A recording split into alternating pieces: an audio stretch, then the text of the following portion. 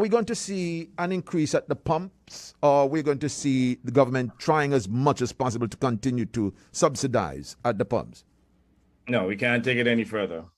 You recall about a month ago, we signaled to the people of Antigua and Barbuda that there's likely to be an increase in the price of petroleum products. At the time, we had projected that the price per barrel for oil would have gotten up to about $120. I don't know if you recall. Yes.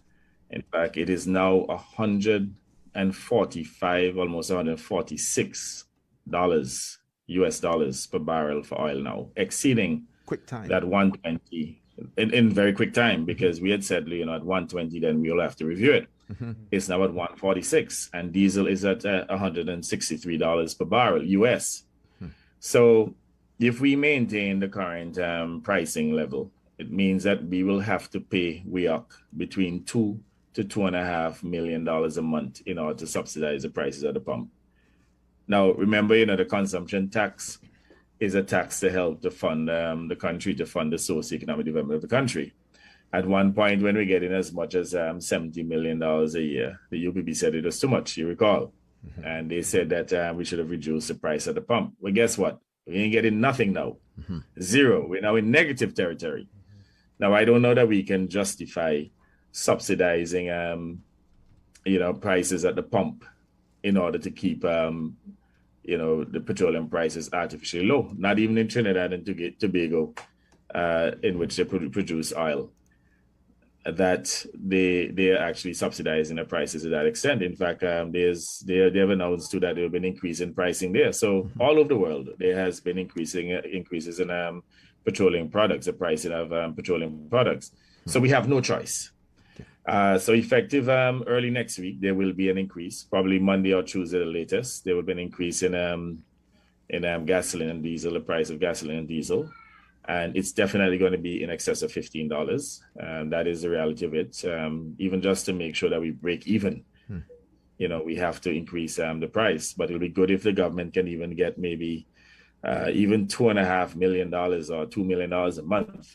So that it can continue to meet some of its obligations, especially during this period in which revenue is already down by 20%. To take a further hit, it'll be very difficult. And let us not forget that last year we saw a reduction in the consumption tax by 32 million.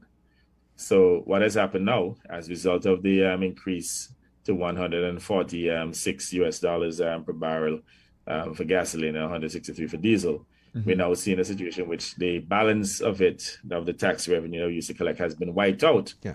To the extent, if we don't increase the price, we will then have to pay $2 million a month to West Indies Oil Company. So I don't know what kind of tax we call it, a negative tax. Remember, taxes are designed to raise money to run the country.